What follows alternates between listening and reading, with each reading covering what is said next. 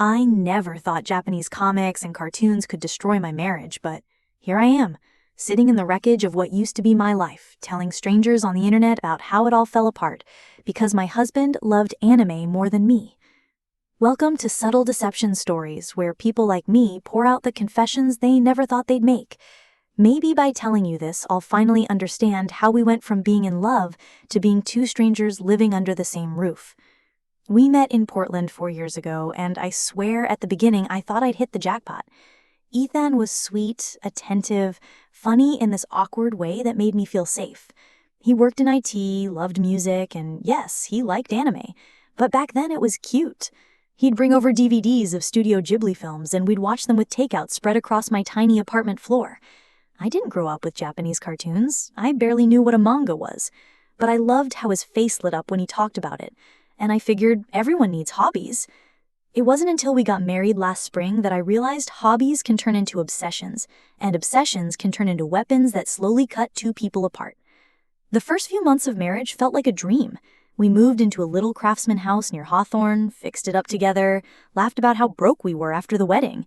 We'd stay up late painting walls, planning trips, talking about our future kids.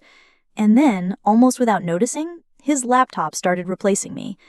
At first it was harmless. He'd watch an episode or two before bed, scroll through forums while I read next to him, but then whole weekends disappeared.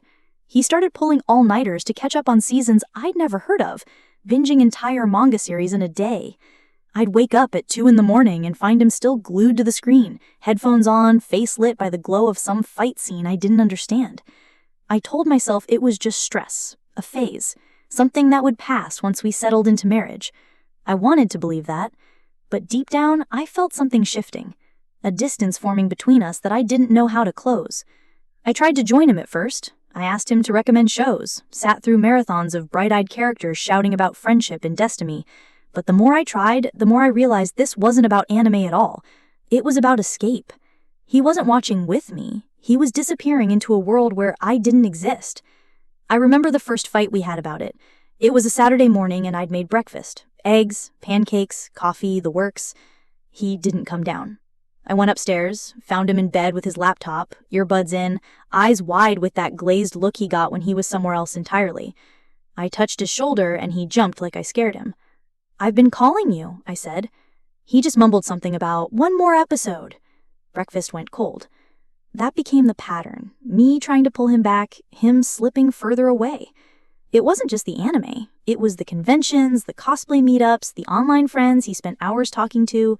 He'd start sentences with, "In Japan they do it this way," or "This reminds me of this character." And I'd wonder when our marriage turned into a fandom I never signed up for. I'm not proud of how I reacted. At first I nagged. I begged him to spend time with me, to put down the phone during dinner, to look at me instead of the screen. When that didn't work, I went quiet. I swallowed the loneliness, told myself marriage is about compromise, about loving someone even when they drive you crazy.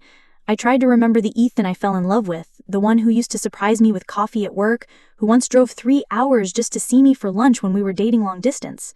I thought if I waited long enough, he'd come back to me. But waiting turned into months, and months turned into this gnawing ache that made me question everything about myself. Was I boring? Uninteresting? Did I lose the spark that made him choose me? He never said I was unattractive, never called me names, but silence can be louder than any insult. Silence told me I was invisible. My friends noticed before I did. They asked why I always came to brunch alone, why Ethan never tagged along to double dates anymore. I made excuses. He's tired, he's working, he's busy with a project. The truth was harder to admit. He just didn't want to be there. And every time I defended him, I hated myself a little more. The turning point, the moment I knew something had to give, came on our anniversary. We'd planned dinner at this fancy Italian place downtown, reservations I'd made months in advance. I bought a new dress, did my hair, waited by the door like a fool. He was late, an hour late. When he finally walked in, hair messy, eyes red from staring at screens, he mumbled something about a season finale he couldn't miss. I don't remember what I said, only that I ended up crying in the bathroom of that restaurant while waiters pretended not to stare. We didn't even make it through the appetizer. After that night, something hardened in me. I stopped trying to compete with his fantasy worlds. I stopped dressing up for dinners he'd cancel, stopped planning weekends he'd skip. I went through the motions, work, home, sleep, but inside, I felt hollow.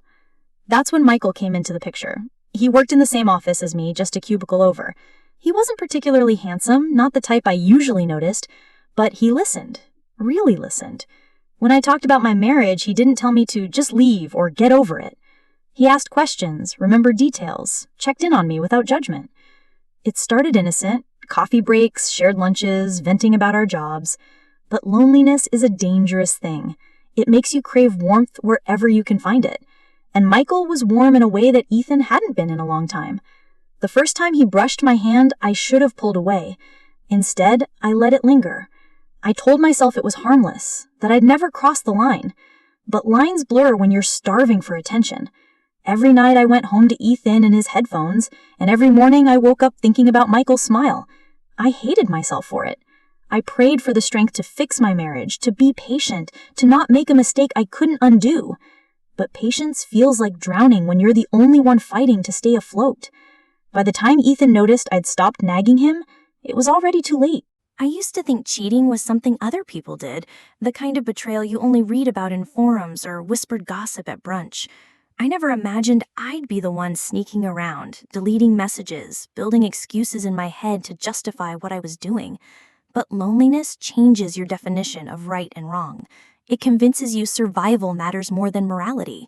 And in those months with Michael, survival felt like love. At first, I told myself we were just friends who cared about each other too much. But friendship doesn't feel like your stomach flipping when someone brushes your arm. Friendship doesn't make you wait for notifications with a pounding heart. By the time we crossed the line, I couldn't tell where friendship ended and betrayal began. Michael wasn't perfect. He was divorced, carried his own baggage, sometimes got jealous when I talked about Ethan, even casually. But he listened. And when I cried, he didn't roll his eyes or retreat behind a glowing screen. He held me, whispered that I deserved better, told me things I hadn't heard from Ethan in years, that I was beautiful, that I mattered, that I wasn't invisible. I clung to those words like a lifeline. Every lie I told Ethan tasted better, but I convinced myself it was temporary. I told myself I'd leave Michael once Ethan came back to me, once our marriage felt alive again. But I never left Michael, and Ethan never came back. Meanwhile, Ethan dove deeper into anime culture. He started buying figurines, posters, even costumes. Our spare room turned into a shrine to his fandom. Shelves of manga stacked to the ceiling, plastic-wrapped collectibles we couldn't afford but he swore would gain value. He spent hours perfecting cosplay outfits for conventions, posing in front of mirrors with props while I stood in the doorway, wondering if I even existed in his world anymore. The first time I saw him cry wasn't because of me, it was because of an anime. A character died and he sat there, shoulders shaking, sobbing into his hands. I stood in the doorway watching, feeling numb. I wanted to scream, to shake him, to ask why he couldn't feel that way about us, about me, about the marriage slipping through his fingers. But I stayed quiet. Maybe I was afraid of the answer. My friends noticed the changes. I stopped wearing my wedding ring at work, stopped talking about Ethan entirely. When they asked how things were going, I'd smile too brightly and change the subject. My mom called one night and asked if we were okay. I lied. Lying became second nature. I'd tell Ethan I was working late while I was out with Michael. I'd tell Michael I was exhausted from work when really I was exhausted from living two lives. The guilt was suffocating, but so was the thought of going home to a man who didn't see me. The affair escalated slowly, like boiling water you don't realize is burning you until it's too late. What started as stolen kisses in parking lots turned into nights at hotels out of town, each one leaving me both exhilarated and hollow. I'd drive home afterward, rehearse excuses, and step into a house that smelled like instant ramen and felt like nothing like home. One night I came back late to find Ethan asleep at his desk, headphones still on, surrounded by empty soda cans and snack wrappers. The screen flickered with bright colors and frantic voices I couldn't understand. He looked younger in his sleep, almost innocent, and for a moment I hated myself more than ever. I wanted to wake him up, confess everything, beg him to fight for me. But I didn't. I covered him with a blanket and went to bed alone. Michael started asking questions I didn't want to answer. "Are you going to leave him?" he asked one night after we'd spent hours tangled up in each other. "You can't keep living like this." I didn't know what to say. I didn't want to leave Ethan, not completely. A part of me still loved him, or at least loved the memory of who he used to be, but I couldn't imagine spending another year, another month, another week feeling invisible. I told Michael I needed time. He said he'd wait, but I saw the doubt in his eyes. The tension between Ethan and I finally exploded one night over something stupid. Dirty dishes, I think. But it wasn't about dishes. It was about years of resentment, of me begging for attention and him retreating further into his world. He accused me of nagging, of never supporting his passions. I accused him of abandoning me for cartoons. We screamed until our throats burned, words we couldn't take back hanging heavy in the air. That night, I slept on the couch. The next morning, he acted like nothing happened. That's what hurt the most, not the fights, but the silence afterward, the way he could pretend everything was fine while I was breaking apart inside. By then, the secret I carried felt heavier than our marriage itself. Every time Ethan touched me, I flinched. Every time Michael kissed me, I thought of Ethan. I was living in limbo, waiting for something to break. And it did. The breaking point came on a rainy Thursday when Ethan found my phone. I'd left it on the counter while showering and a message from Michael popped up, innocuous to anyone else, damning to a husband already suspicious. By the time I stepped out of the bathroom, dripping and towel-wrapped, Ethan was sitting on the bed, holding my phone like it was a weapon. His face was pale, eyes hollow. He didn't yell. He didn't throw anything. He just asked one question, voice barely above a whisper. How long? I opened my mouth, but no words came out. The silence was answer enough. I thought ignoring him would make him realize how far we drifted, that maybe my silence would be louder than all the arguments we used to have. But Ethan didn't notice, or maybe he noticed and chose not to care. He slipped deeper into his world, nights spent in front of glowing screens with subtitles flashing across his glasses, days spent scrolling through forums about shows I couldn't pronounce. It wasn't that I hated anime, it was that I hated who we became because of it. Me, pacing in the kitchen, reheating dinner that had gone cold. Him upstairs laughing at jokes I'd never hear. And yet part of me still clung to the hope that maybe this was temporary, that if I waited just a little longer, he'd remember me. But waiting turned me into someone I didn't recognize. I started confiding in Michael more than I ever should have. At first it was small, complaining about work, venting about Ethan forgetting to take out the trash. But those conversations turned deeper, darker. Michael didn't judge me when I admitted I felt invisible. He didn't laugh when I confessed that sometimes I hated my own reflection because it reminded me of everything I'd lost. He looked at me like I still mattered. That look became addictive. The first time Michael and I met outside work, it wasn't planned. He'd found me crying in the break room after another fight with Ethan over something stupid, an event we were supposed to attend together that he bailed on at the last minute. Michael suggested a walk to clear my head. We ended up at a coffee shop talking for hours about everything except my marriage. It felt dangerous and comforting all at once. I knew I should have drawn a line then, but loneliness makes bad decisions feel like survival. The fights with Ethan grew louder as the weeks passed.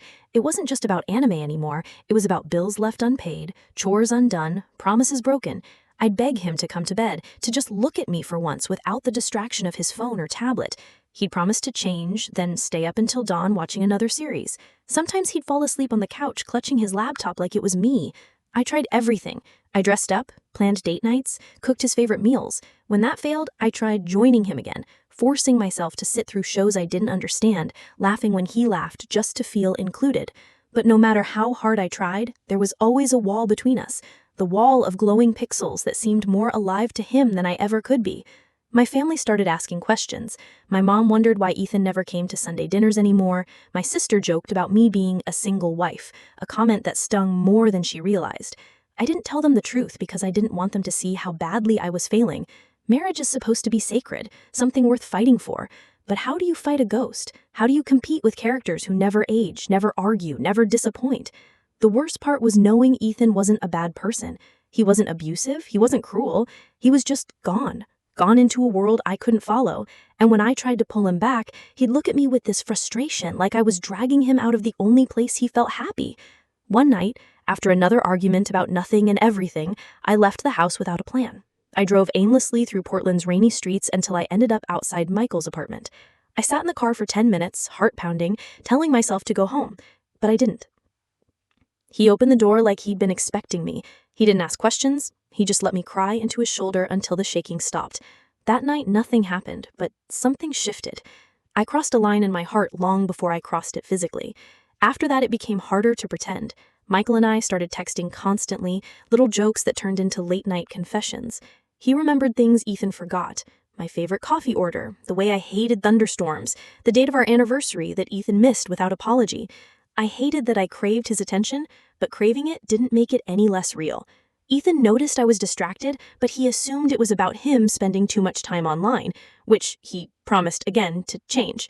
For a week, he tried. Put the phone down during dinner, watched a movie with me instead of anime, even held my hand at the farmer's market like he used to, but it didn't last. The new season of his favorite show dropped, and suddenly I was alone again. That's when I stopped waiting for things to get better. The first time Michael kissed me, I didn't stop him. We were leaving work late after a deadline, the parking lot empty except for our cars. He walked me to mine, and when I turned to say goodnight, he kissed me.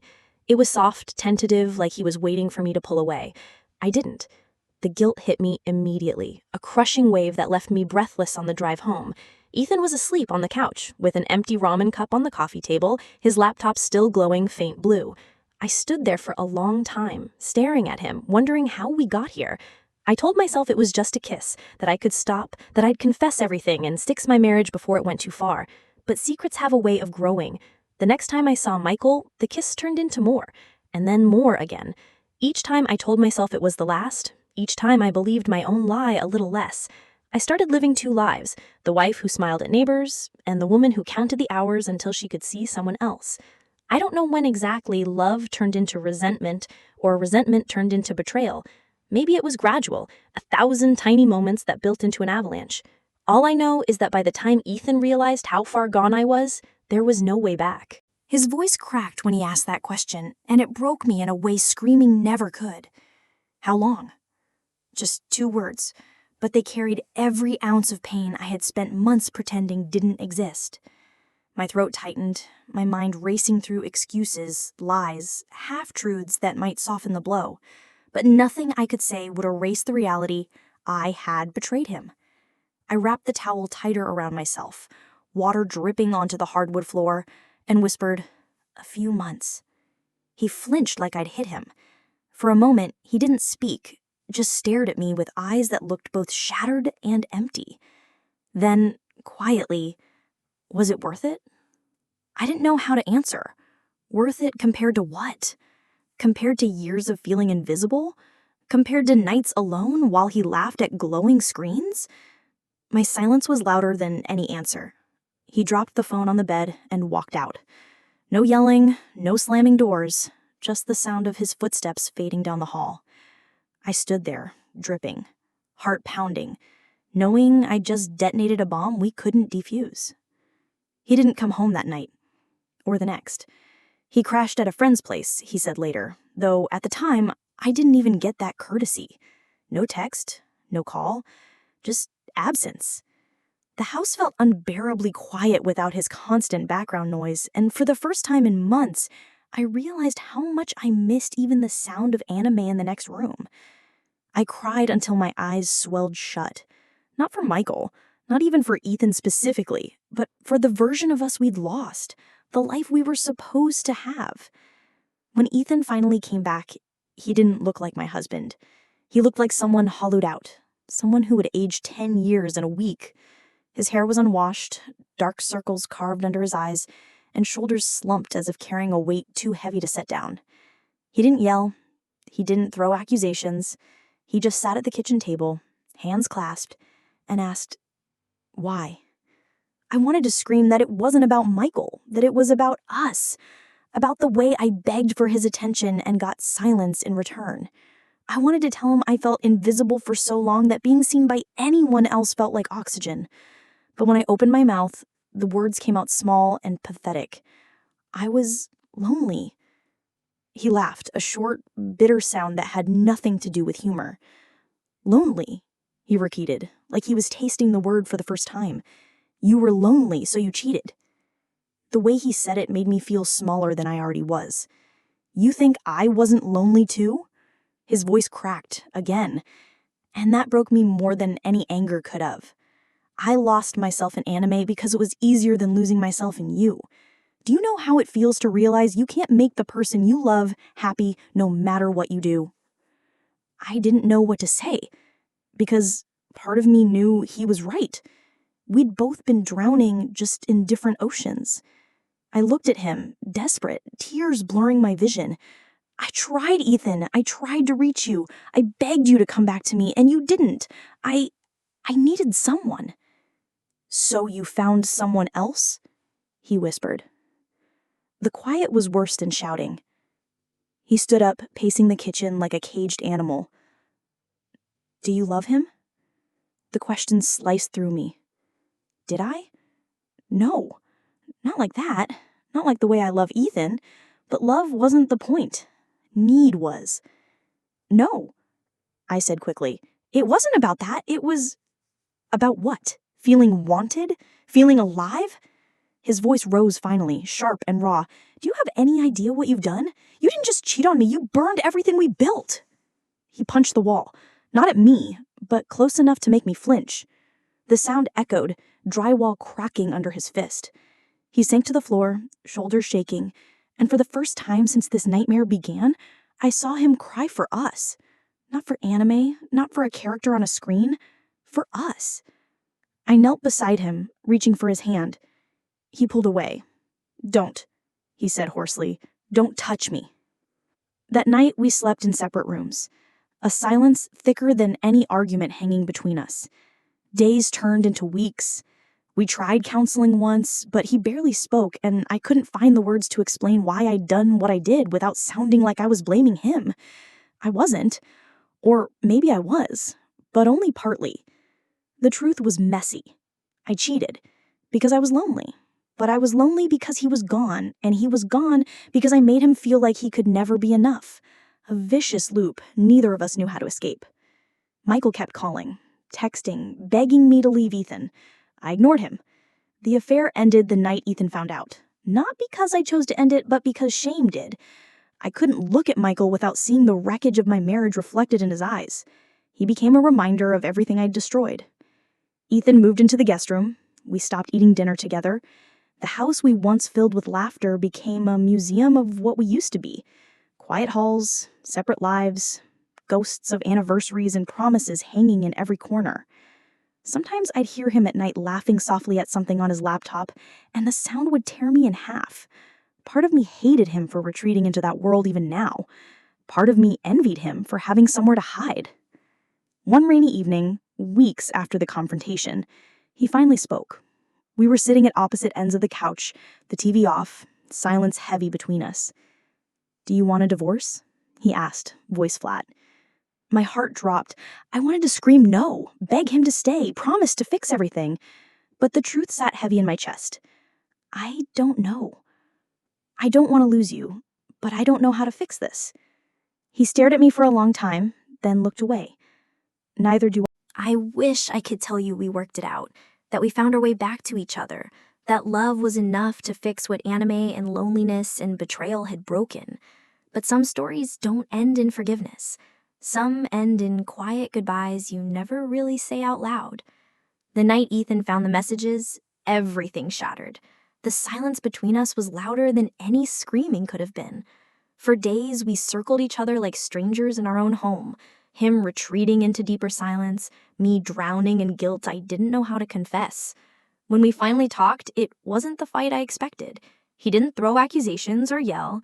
He just looked at me with eyes I barely recognized and asked, why? I said I was lonely, and I don't know if that made it better or worse. Loneliness isn't an excuse, but it was the truth. He told me he lost himself in anime because it was easier than feeling like he wasn't enough. And I told him I reached for someone else because I forgot what it felt like to be seen. We were both bleeding, just in different ways. In the end, neither of us had the strength to patch each other up. We tried counseling half-heartedly. We promised to do better, but every promise tasted like ash because trust doesn't grow back just because you want it to. The house felt haunted by the ghosts of who we used to be. The laughter in the kitchen, the late-night talks about the future, the way we once believed in forever. I started sleeping on the couch. He started staying out later. We coexisted instead of living. And one morning, he packed his things into 2 suitcases and left without slamming the door. No big speech, no dramatic scene, just absence. I stood in the doorway after he drove away, waiting for the tears that didn't come. Maybe I'd cried them all out already. Michael, that ended too. It had to. He was never meant to be more than a distraction from the wreckage. Without Ethan, there was nothing left to distract me from. Just an empty silence I had to learn to live with. People always talk about villains in stories like these, about who ruined what. Was it him for disappearing into cartoons? Was it me for finding comfort in someone else? The truth is, we both stopped choosing each other long before we realized it. That's how love dies. Not with some grand betrayal, but with 1,000 little silences. I don't hate Ethan. I don't even hate anime. Sometimes when I pass a bookstore and see those colorful manga covers, I still think of him, how his eyes used to light up when he talked about the stories he loved, and I wonder if anyone's eyes ever lit up like that for me.